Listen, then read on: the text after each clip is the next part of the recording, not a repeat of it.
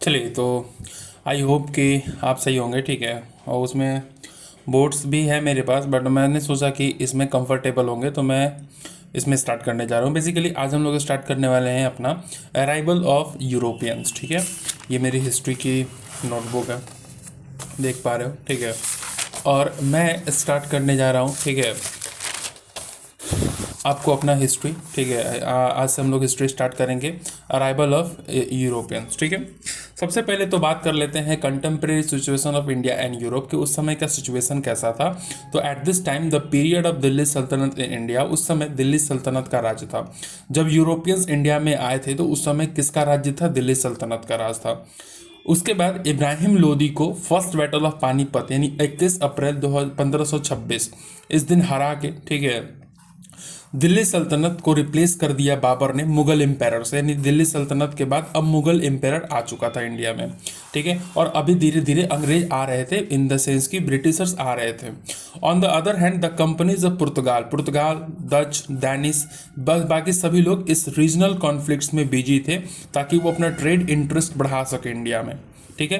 At a time उसके बाद क्या होता है कि when India was in its medieval period, आपको पता होना चाहिए कि जब भारत अपने मध्यकाल समय में था तो यूरोप जो था ना वो अपने मॉडर्न पीरियड में था। आप सोचिए यूरोप हमसे कितना आगे है, आप इस चीज से इमेजिन कर सकते हैं कि जब भारत अपने मेडिवल पीरियड में था तो यूरोप हमसे अपने मॉडर्न पीरियड में था, ठीक है। In this sequence a new geographical discovery started being made by the European so that there trade could be expected at the global level.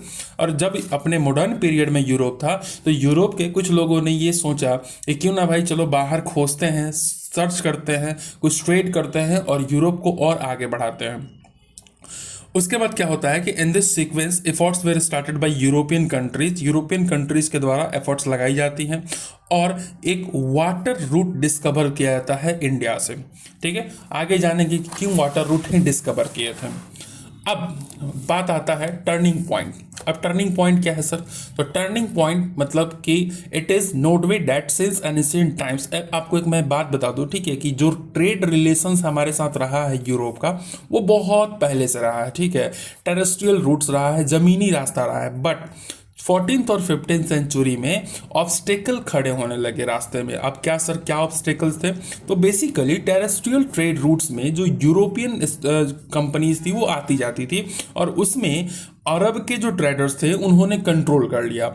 जो भी सामान ये लेकर जाते अरब के ट्रेडर्स उनसे छीनते और उसको अपने अपने रख के और अपने यूरोप में बेचते। अब भाई ट्रेडर्स को होने लगा घाटा, इसीलिए इन्होंने एक नई रास्ता खोजने की अपना। देखो मैं भी एक बात बताता हूं कि अगर आपको किसी भी तरह का कोई दिक्कत होता है लाइफ में तो आप बदला लेने तुरंत मत चले जाओ। देखो यूरोपियंस अपने मॉडर्न पीरियड में थे, वो चाहते तो जीत सकते थे बैटल, बट इन्होंने बैटल नहीं चुना। इन्होंने कहा कि ठीक है हम एक नया रास्ता चुनेंगे, हम एक अलग रास्ता चुनेंगे, नए रास्ता चुनेंगे। Why the discovery of new waterway bye European countries, और नए यूरोपियन देशों द्वारा नए वाटरवे का डिस्कवरी किया गया। क्यों किया गया? अरब कंट्रोल था, कॉन्स्टेंटिनोपोल। अब देखो कॉन्स्टेंटिनोपोल आज का जो इस्तांबुल शहर है ना, इस्तांबुल शहर है वो कंस्टेंटिनोपोल था उस समय, ठीक है। न्यू ज्योग्राफिकल डिस्कवरी यूरोपियंस के द्वारा अलग अलग जगहों की खोज की जा रही थी। और development of shipping and navigation, यूरोपियों ने बहुत अच्छे से शिपिंग और नेविगेशन को सीख लिया था। नाव चलाना सीखना उनको बहुत अच्छे से आता था, तो उन्होंने इस चीज़ की खोज की। चलिए अब हम थोड़ी सी और चर्चा करेंगे अपने इस पे, ठीक है। आई होप कि आपको अच्छे से दिख रहा होगा। इट इज नोटेबल डैट कुस्तुनतोनिया यानी कॉन्स्टेंटिनोपोल जो था वो एक इंपॉर्टेंट लैंड रूट था जो कि रूम सागर नियर मेडिटेरेनियन से और ब्लैक सी के बीच में था। यानी रूम सागर और ब्लैक सी के बीच में जो जगह था कॉन्स्टेंटिनोपोल कुस्तुनतोनिया नाम का एक जगह था, ठीक है। Also it was the only land route, और यही एक जमीनी रास्ता था जिससे हम यूरोप से कनेक्टेड थे, एशिया से। आई होप कि आप अगर मैप देखेंगे, ठीक है, तो आप देखेंगे कि यूरोप और एशिया से कनेक्शन का बस यही उस समय एक रास्ता था। That is half of Constantinople was located in Europe. और आपको पता ही होगा कि आज का इस्तांबुल, हालांकि उस समय का कॉन्स्टेंटिनोपोल था, वो आधा यूरोप में था और आधा एशिया में था। यानी मान लो कि ये पूरा एरिया जो है वो कॉन्स्टेंटिनोपोल का है, तो ये आधा यूरोप में था और आधा एशिया में था, ठीक है। Due to obstruction in the land route trade route the renaissance new geographical discovery were made by European countries specially Portugal and Spain. देखो ये जो कंट्री थे ना बहुत ही इनोवेट कंट्री थे, बहुत ही ज़्यादा उस समय विकसित कंट्री थे, तो इनके द्वारा बहुत ही चीज़ें विकसित की गई और यही खोज में निकले, क्योंकि सबसे ज़्यादा ट्रेड की ज़रूरत इन्हीं को थी। ये भाई साहब खोज में निकलते हैं। अब निकलते हैं तो होता क्या है, फॉर्चुनेटली देखो मैं आई होप कि आपको दिख रहा होगा, ठीक है। Fortunately at this time Portugal was ruled by Henry, Portugal का रूलर था हेनरी, ठीक है। Who was a man of explorer nature, उसको बहुत शौक था मतलब घूमने फिरने का, किसी भी चीज़ को एक्सप्लोर करने का। उसने इनकरेज किया अपने अपने लोगों को, उसके बाद कंपास बनाया, मैरीटाइम ट्रेड को मतलब सपोर्ट किया। उन्होंने कहा कि तुम जाओ, हम हैं ना तुम्हारे साथ। इसीलिए उसे हिस्ट्री में द नेविगेटर के नाम से जाना जाता है। द नेविगेटर याद रखिएगा, कभी कभी क्वेश्चंस आ जाते हैं कि द नेविगेटर कौन है, तो वो कौन था, हमारा हेनरी था। उसके बाद with the help of this direction और इस फाइंडिंग इंस्ट्रूमेंट यानी कंपास की मदद से जो यूरोपियन मर्चेंट्स थे ना वो अलग अलग जगह जाने लगे, अलग अलग रूट्स को खोजने लगे। उसी प्रकार उसी समय एक समय आता है 1492।